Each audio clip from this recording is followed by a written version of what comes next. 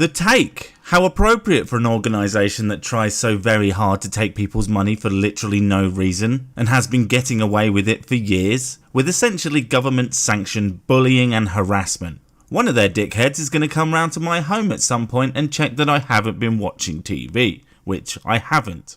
Who the hell needs their 99% garbage content for the sake of 2 shows I might watch that will inevitably be on Netflix anyway? And when someone tells you that their detection vans totally work, tell them to do one. Because if they worked, they would know who isn't watching TV. They just harass everyone without a TV licence regardless. It's not that complicated. What kind of country is modern Britain? A Western liberal democracy where discriminating against people based on race, religion, gender and a shitload of other factors are illegal in terms of business and extremely looked down upon by society in interpersonal interactions. That's what you're going to say, isn't it? Because you're not one of those batshit crazy ideologues who sees the world as a terrifying wasteland where racist, sexist homophobes roam around in giant death squads purging all the undesirable filth from the land. Are you? No doubt it's a country that likes to think of itself as inclusive. Oh, bollocks you are, aren't you? God damn it, BBC. Can you stop making it mean the British Be Racist Corporation, please? But that depends where you're standing. Yes, I guess if you're standing knee-deep in insanity with your fellow racist, you would see things very differently than the real life. It's amazing what an echo chamber will do to a mind given long enough. To me, as a transgender mixed race person, when someone starts a sentence, to me, as a bunch of descriptors that tell you what I am and not who I am, you know they are about to say something utterly nonsensical, and I can't recall once in my life starting a sentence as a white person, unironically. It's the language of bigotry. We live in a deeply racist society. Yes, we do. We have people like you who are saying the kind of crazy crap you say, and instead of being brushed off as the insane ideological dipshit racist you are given a massive platform on publicly funded television and allowed to spout whatever gibberish you want with barely a hint of proper analysis or criticism. I have to mention how annoyingly hip this presentation is. I guess they do have to dress this up in cool clothes to make it more digestible and make people much more likely to take it in without thinking about it. The government's race audit for England identified discrimination against people of colour in many of our institutions. No it didn't. It identified disparity between races, that there wasn't as many of Group A or Group B in whatever, in different things like health and criminal justice and civil service and etc. But that doesn't say anything about their individual treatment or the reasons why these differences occur, because it doesn't have anywhere near enough data to show any of those things. I mean, the most important factor in how one's life is likely to go, at least in my humble and correct opinion, wealth, isn't factored in at all. Ranging from the police to the justice system to schools. Does this surprise you? No, but then I'm aware that minorities are overrepresented in poverty statistics. Hey, why don't we fix that and worry about the other shit later? If we help everyone get out of poverty, we're going to have a richer society in general. Oh wait, can't do that. That'll help more white people, won't it? And fuck those guys, right? They're racist by default. It's old news to me and almost a bad joke to identify it now. The only bad joke here is you banging on about how bad you have it while literally talking on the BBC. You are a ridiculous parody of a thinking human. It's something that we've known for years, but the political will has not been there to deal with it, and I'm not sure it is now. Yeah, it's not like there are quotas and any number of programs specifically designed to help minorities in place. They don't count anyway because reasons. No, my narratives say everything bad, so everything bad. God, you infuriate me.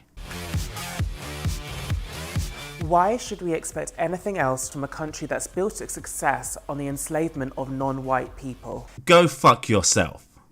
Almost every culture on the planet has a history of enslaving other people, whether they look like them or not. But Great Britain was the first powerful nation to abolish it outright. If that doesn't say more about the strength of a culture, I don't know what does.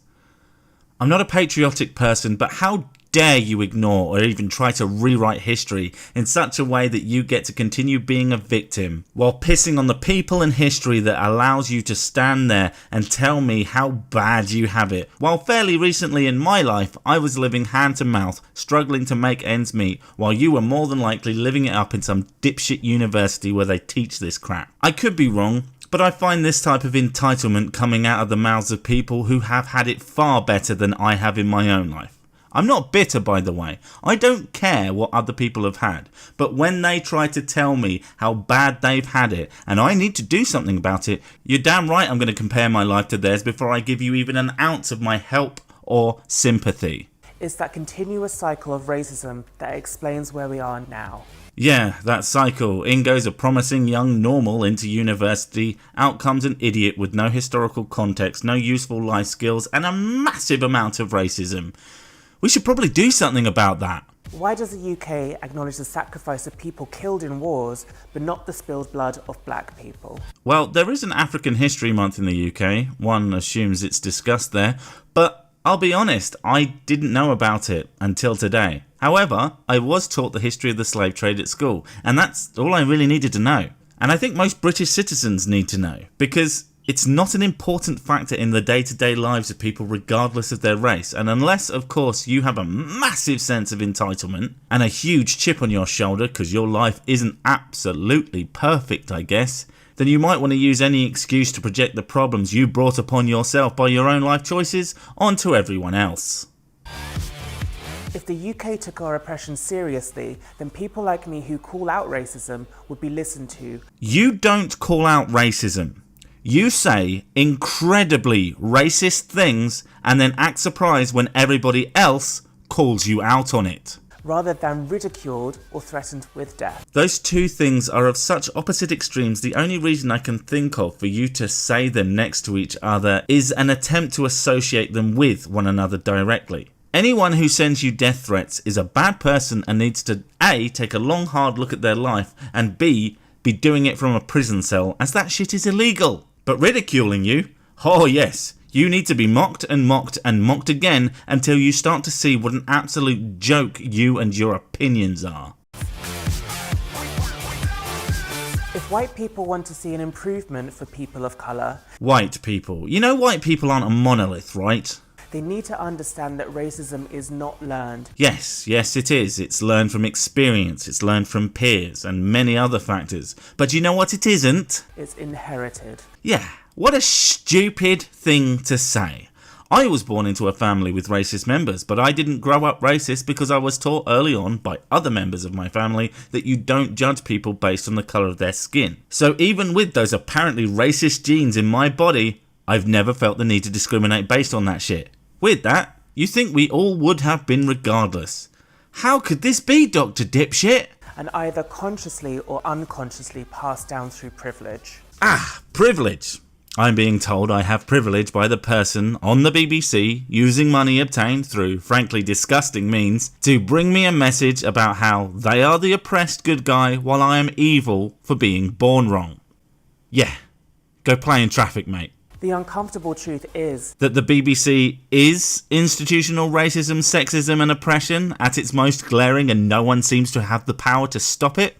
It's pretty damn scary, really. That the white race is the most violent and oppressive force of nature on Earth. White people are hippos. But in all seriousness, you don't know what the hell you are talking about.